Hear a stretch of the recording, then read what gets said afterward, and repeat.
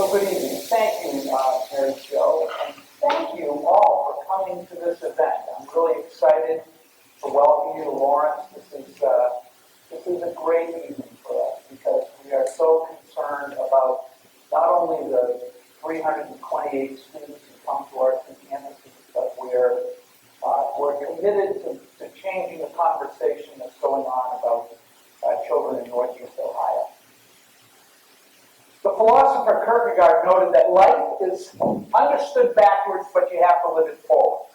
And tonight I'm going to share some of my journey with you because I want you to understand your kids and how to help them tell their story, especially if some of their journey or yours is through Dyslexia Nation. If you are or you have a child struggling to learn to read, write, spell, do math, or organize, or if your child is telling you they feel stupid in school, or anyone else is calling your kid stupid in school, and you know they're not, you may be traveling through Dyslexia Nation. I do not speak tonight as an expert, even though I can claim some expertise. Mark Twain defined an expert as an ordinary guy from out of town. I live in Shaker now, but I come from Boston, so some might say I'm an out-of-towner. But my grandchildren will assure you, and they are the reason we moved back to the mainland, grandchildren. My grandchildren will assure you that I am no ordinary guy. In fact, I've convinced at least one of them that I can hang rainbows or at least predict their occurrence. Tonight, though, I want to speak personally, not so much professionally, because I have personal skin in this game. My people are Italian immigrants. That's my father, Louis, seated next to my grandmother, his mother. And when he was in the 3rd grade, he was only 8 years old, he was caught repeatedly napping in the afternoon session. In those days, you went home for a lunch of bread, hard cheese, and guess what you had to drink? Homemade wine. When they tried to wake him, the teacher smelled wine on his breath. And they pinned a note to his shirt, wrote a note to the parents. And of course, my grandparents spoke no English. They were illiterate in Italian and English. But of course, older sister Mary read the note and explained what was going on. And from that point on, my grandfather prohibited little Louis from drinking wine during school days. Different time. My parents, neither of them progressed beyond the 8th grade. Both were retained for failure to thrive in school in the 3rd grade. My mother is the sad one standing next to her father here. She's still with us. She's 94 years old. She lives at Don Orion in East Boston. She says a rosary for me every day, and I'm sure it helps. My parents had no academic expectations for me or my brothers beyond graduation from high school, because they never graduated from high school. I'm the only one who went to college.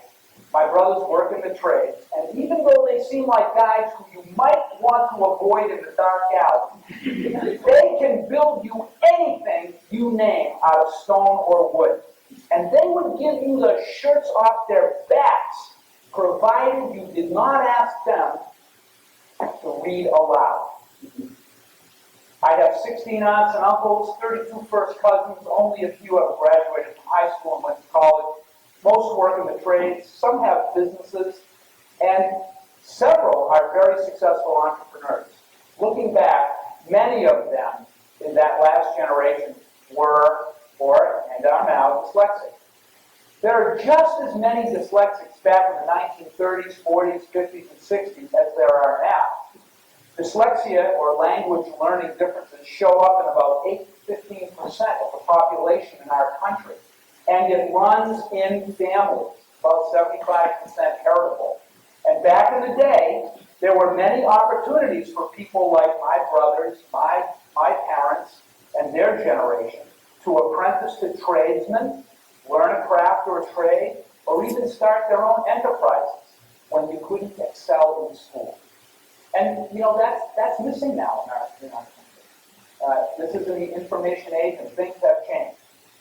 Now, I call myself a Lunchpail Headmaster. My blog is called Confessions of a Lunchpail Headmaster. I am proud of my working class roots.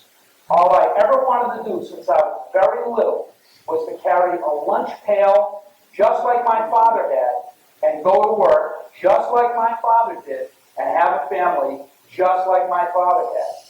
I was born in East Boston, on the corner of Brooks and Saratoga, across from Umana's Bakery.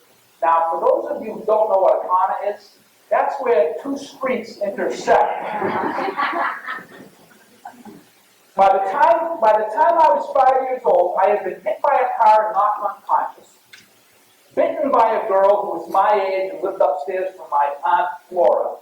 I was chased and bitten by my Uncle Bruno's German Shepherd named Caesar, and I had gotten separated from my mother and swept up by the rush hour crowd onto an orange line subway car at downtown Crossing with no transfer ticket and no nickel. 4 years old, and I was in the Charlie on the MTA problem. Can't get off, can't get back on. But I want you to know that even back then, I dressed well. Life was no less risk-ridden when I got to school in the first grade. Never went to kindergarten. Unlike every other kid in the class, I did not know the names of the letters. I did not know what sounds they made, nor could I remember where they were supposed to be. In the line that literally danced around the top of the classroom chalkboards in my first grade classroom. Luckily, I was seated next to Captain Watson, recognized by everyone in the first grade as the smartest girl in the class. For example, when we did our arithmetic problems, we were given small mouse tokens to use as counters, and I depended on them totally to do my sums and my takeaway problems, except they started to get more complicated because there were more than 10 required to do the problems. Kathy noticed my distress, swept all her mice onto my desk, and said, "Here, Louis, you can use mine." Louis, that's what they call me back then. "You can use mine, I will use the clock." Well, I gotta tell you, I could not imagine what power this girl possessed, that she could use a clock to do addition and subtraction. I just looked at her with wonder, awe, and amazement. She frequently and deliberately left her seat work clearly visible on the top of her desk so that I would know what to do on my papers, because even if I knew what to do, I couldn't read the directions. And oh, by the way, this was my first lesson in the importance of collaboration to improve performance. Kathy was also in the first reading group. Members of the third reading group, my reading group, were on the endangered species list at the school. The nice thing, though, is that by the time I got done listening to group number 1 and group number 2, I had the lesson memorized. I was troubled by other subjects as well. Telling time, arithmetic, money, using a dictionary, remembering directions. They were all a struggle. If first grade taught me anything, it was that the only way I was going to play the long game in school was to do what? Find and sit next to the smartest girl in every class, every day, every grade. By 7th grade, 1961, I had finally learned how to read. That's a long story, but because teachers cared. Thanks to some wonderful, if not determined teachers, but I still couldn't spell or write cursive.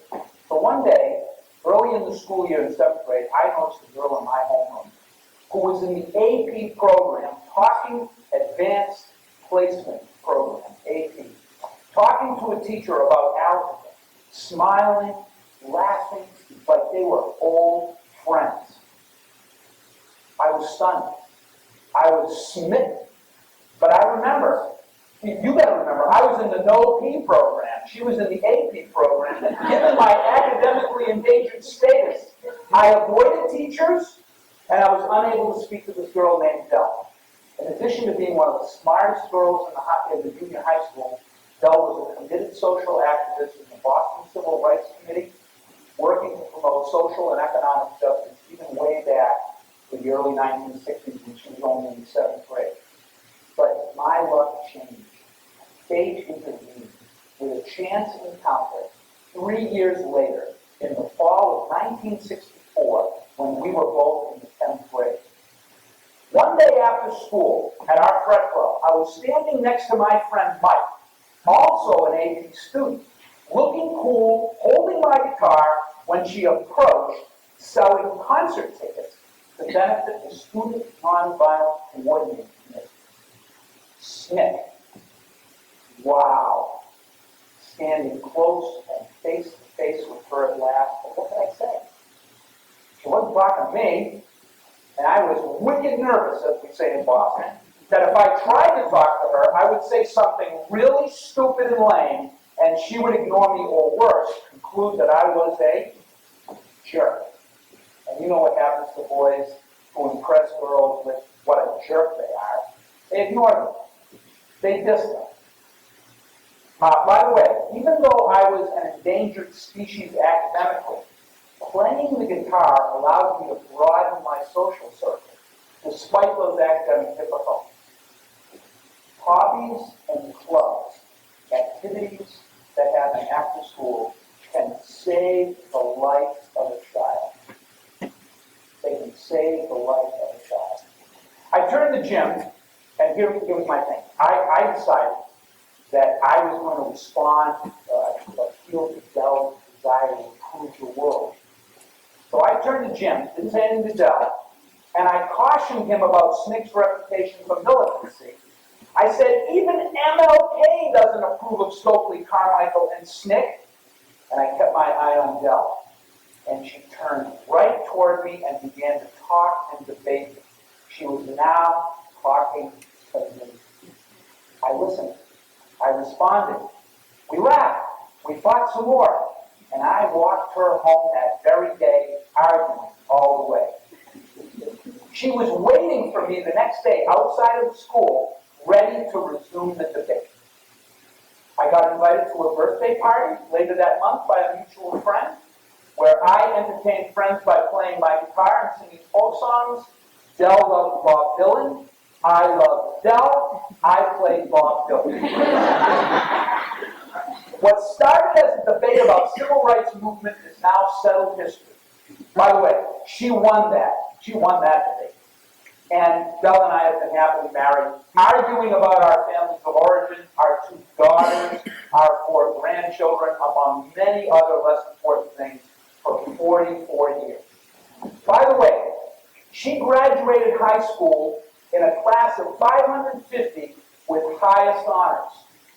And I remind her that I graduated from that same class, in that half of the senior class that made the top half possible. So after high school, I spent almost 6 years, and I don't tell people I graduated from the University of Massachusetts. I appreciate Mary Jo saying that. I escaped from the University of Massachusetts with a BA, thanks to who? Thanks to Dell. We married in our sophomore year. She helped me with my spelling and grammar so that I could get through college. Without her help, I would most certainly have dropped out. Once I got my degree, I put those days behind me. I buried the past, those experiences of struggling to learn and spell in school. And I also buried some of the history I had, thinking myself stupid or lazy. Those words didn't really seem accurate at the time. Why else did I have so much difficulty with reading and handwriting and spelling? Everyone else got these things easily.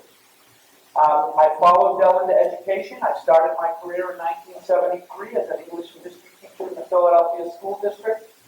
I loved working with kids and I loved teaching. But the first time I heard the term dyslexia, it was used in a way that was very personal to me I was in a job interview for a teaching job in June of 1975 with Dr. Charles Drake, the founding headmaster of Landmark School in Price Crossing, Massachusetts, just north of Boston.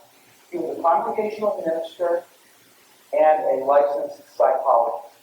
My little brother Ido was 12, and he couldn't read in school.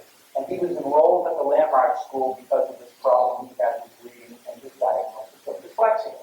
I still didn't know, even though I had graduated from an ed school and started teaching, what dyslexia was. Somehow, because I had been so successful in covering up my difficulties, getting help from Dell, I successfully had hidden them from myself. You know, there are some lies out about America. You know, one of the biggest lies is check is in the mail. Another one is, I hope no one's ever in this situation, you know, I will marry you when divorce comes through. That's another big lie. But, you know, and there's another one. Hi, I'm from the U.S. Department of Education. I'm here to help you. But, you know, the worst lies we tell are the lies we tell ourselves and convince ourselves of that are true. And, you know, we often think that we can give our kids self-esteem by giving them an attaboy or an attagirl, pat them on the back. You can't give a child self-esteem. Self-esteem is a conclusion that children draw about themselves from the data that's available. And if the data that's available says they can't do stuff that everybody does, falling off a log, they come to the conclusion that what? They're stupid. And that is the lie we tell ourselves when we have dyslexia in the environment that requires all this memory. And I got to tell you, I felt stupid even if no one called me that. And I often felt like an imposter when I was teaching school. So Dr. Drake starts the interview, and after some very warm comments about my brother and my family, he proceeded to absolutely stun me by speaking in an almost offhanded way about the problems that I had always thought that I was successfully hiding from people. I remember thinking, what, this guy can read my mind? Did he call up Miss Silk or Mrs. Murphy back in my first and second grade classrooms? He seemed to know everything. He knew about my struggles with the alphabet, with math facts in the first and second grade. He knew I couldn't learn how to tell time in the third grade. He knew I couldn't use a dictionary in the fourth grade. But of course, now I look back and I realize he was simply reciting all the things dyslexics have difficulty with in the general education curriculum. But at that time, I was convinced he was clairvoyant. At that point, the interview got very scary. I interrupted him. I said, you know what? I'm just going to save us both a lot of time. I'm going to go back to Philly. You get on with your busy day. And I needed a job. I'd been laid off. Dell was pregnant. We were about to have our first child. We're new parents. And I needed a job. Yet I suggested he just let me off the hook here to get me out of here. He was completely unimpressed with my attempt to avoid this conversation and put him off. And he quietly and firmly pressed on. And I got to tell you that the emotions that welled up in me during that interview, I can even get in touch with them right now. They were absolutely so excruciatingly painful. I just felt like he was outing me and shaming me in a way that I would not survive. But he did it in such a nice way. He said, I know your brother. I know your father. Don't you want to know more about your own life? Don't you want to know why you have this struggle? And he calmly and sensitively explained what dyslexia was. And he said, you want to understand more about this? Go upstairs. He said, I challenge you to take our clinic's test. So I went upstairs for 3 hours of testing during this interview. And there it was, the name of my nemesis. And knowing the name was kind of a relief to me in some ways. And I think it is a relief to a lot of kids to know what it is that's interfering with their, work in school and their ability to progress like all of the other kids do. But it was an answer and a puzzle at the same time. It was also a source of grief. Why this? Why now? Why me? After my interview with Dr. Drake, I took the train back to Philly. I was trying to read a book, and I realized that for 3 hours I was staring at the same page. But during that ride, I reconstructed my entire life. I went through every grade from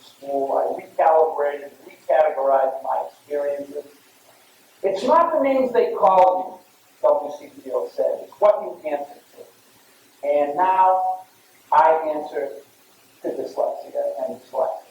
And when I am asked if I have a learning disability, you know what my answer is? No, I have dyslexia. I can learn just fine, thank you very much. I think it's so unfair that we call kids learning disabled because they can't figure out the alphabet when they've already learned how to ride a bike, play Suzuki violin, build Legos, fight with their sister, manipulate their parents, and sneak candy into their bedrooms. That's all learning, and it's all important, and it all matters. Oh, and I got the job. I stayed at Landmark for 14 years, teaching and learning at the same time. I left briefly to earn a master's degree in reading and language, making a career out of my struggle with dyslexia. The journey I began with Dr. Drake in 1975, and that interview, that day, continues right to this very moment with our students, our teachers, and you here in the Garfield Theater. Dr. Drake was not only my employer, he was a guide and a mentor. Through his work at Landmark, he shared his conviction and faith in the future of all of our kids who have dyslexia and learning differences. And he showed his faith in young teachers like I was, and the future he hoped would materialize for all of the schools in our educational system. He didn't wait for psychologists and educators of the day to agree with him. If he had, we'd all still be waiting. He simply set about exploring and thinking, finding a way where none had existed, and he kept telling us, if they can't learn the way we teach, let's teach the way they learn. What a concept. And who knew when Del and I started out on our journey forward that the path would eventually bend and bring us to Hawaii? Hey, look, someone's got to live there. And looking back, it seems like it was a necessary part of my sojourn to develop as a head of the school and get more comfortable with my own dyslexia. In Hawaii, this Boston boy learned to talk softly and wear loud shirts and funny hats. I worked with elementary children for the first time in my life, and for the first time I read aloud to children. I'd never done that before. I was always worried and always ashamed. What I learned in Hawaii at the Asset School for Gifted, Dyslexic, and Gifted Dyslexic Children is that there are many more ways for kids to be different than there are for them to be the same. These three groups of children have remarkably similar needs, though, for a certain kind of school-based, project-based curriculum, thematic, integrated counseling and behavior management, and enrichment activities. Some need to be accelerated, some need to be remediated, although in our industry, I don't like the word remediated anymore because our kids were never mediated. They were never taught appropriately in the first place, so there was nothing to remediate. We just need to change the way we're teaching them. And if we don't do that, let's be honest about the fact that we don't care what the customer's experiencing when we're selling them the product in school. As a head, I feel a powerful opportunity to reach out to children and kids that might find school an intimidating place as I once did. And I have met thousands of remarkable kids with learning differences. Make no mistake, I learn from our students, and what they teach gets put into our curriculum and our program. Each day, we can create a safe, nurturing environment for kids with learning differences. And I can rescue a day from my own past school experience. This is why school doesn't work. You know, our educational system says, for a fair selection, everybody has to take the same exam. Please climb that tree. But that doesn't take into account how different we are. It's sad to say, but dyslexia, while it presents difficulties, is nothing compared to the difficulties presented by the design of our general education systems. And there it is. These pillars might have held up something in the past.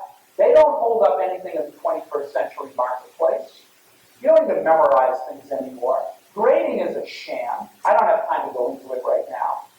And excessive homework, we have driven the truck over the cliff on homework. We've destroyed families over homework. What are we thinking? What are we doing? Our kids are not broken. Our school systems are broken. What any kid with a learning difference like dyslexia needs is a place where they can be seen, where they can be understood, appreciated, encouraged, and embraced as a learner. They need a place where their confidence can grow alongside their competence, where teachers understand the science of teaching, reading, and the importance of structured, systematic, multisensory instructional approaches in all subject areas. Without that coordinated, thoughtfully, strategically designed curriculum, a dyslexic learner will become unmoored in school, adrift, lost, unseen, unappreciated, and twice as likely to drop out of school. Our kids need love and support and acceptance from you, their parents. And parents send us the best kids they have. And when they send us our children, we know that they are showing a tremendous amount of faith in teachers to do the right thing and interact with their children. It's a sacred obligation that we have. School-age children are 20% of the U.S. population, but they are 100% of our future. Only 12% of the students identified with LD ever matriculate to college. At Lawrence and other schools like us across the country, the percentage is in the high 80s and 90s. 40 years of research and resilience tells us that if your parents love you, if your school doesn't crush your spirit, and you know how to say please and thank you, and you have good social skills, all the difficulties, all the academic difficulties we worry about now disappear and recede in importance the further you get away from school. The earlier we can get dyslexics in the right environment, the better they'll handle the academic environments wherever they go. Tony, at 6'4", has high verbal comprehension, but at 16 years old was eye-reading print at only 60 words a minute in the 5th grade reader. By the time he matriculated to freshman year of college, he could read using assistive technology tools at 400 words a minute, and he could read anything that the college threw out. He's now a successful professional, IT professional, and he's an entrepreneur with a college degree. This technology is not a crutch. I don't want anyone to say that in school. Anyway, it's a ramp. It's a ramp. It's a scaffold. And it's got to be there. It's got to be available. And we've got to make it available everywhere our kids go. I think it's important to listen to what kids have to tell us, especially kids who struggle to learn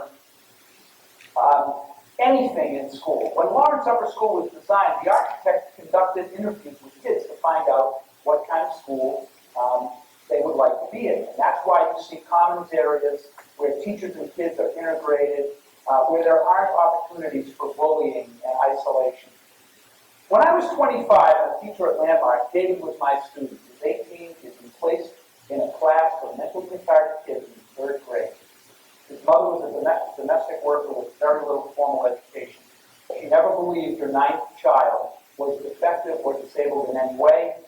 She bought an encyclopedia on weekly payments, and she started reading from A to Z, starting when he was in the 3rd grade. At 18, he found his way to Landmark in my tutorial. He was finally able to learn how to read. At 20, he got accepted to college, where he got a degree in physical education and fitness. And while Landmark did a lot for David, it was his mom who saved his life. But she had faith in him. He never lost confidence or faith in that